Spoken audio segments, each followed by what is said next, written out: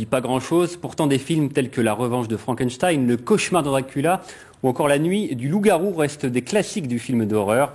Une saga détaillée par un jeune auteur poitevin dans un livre qui vient de paraître. Élodie Gérard et Thomas Chapuzot. Tout droit sorti des studios Hammer dans les années 50, des monstres, des morts vivants et des vampires sèment l'épouvante partout où ils passent.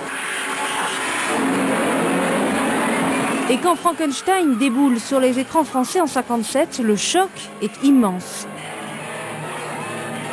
C'est un choc parce qu'on découvre à la fois un mythe, on découvre le mythe de Frankenstein, mais c'est aussi un choc visuel parce que pour la première fois, on a des films fantastiques en couleur et pour la première fois, on voit le sang couler de manière extrêmement généreuse, en technicolor, comme ça, à l'écran. I can transplant his brain. If I don't, it'll die through lack of oxygen. But that would mean you'd have to remove someone else's brain to do it. Of course, Carl. S'en est suivi une espèce de condamnation morale unilatérale dans toute la presse française à l'époque. On déclare que ces films vont créer des générations de détraqués, de pervers, que c'est un attentat caractérisé à la dignité du public.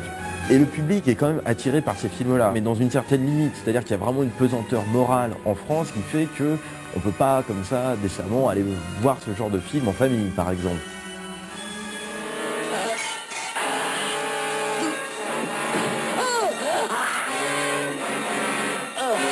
Et puis, en 68, tout bascule. Servis par de grands acteurs comme Christopher Lee et Peter Cushing, les films de la Hammer deviennent cultes en France.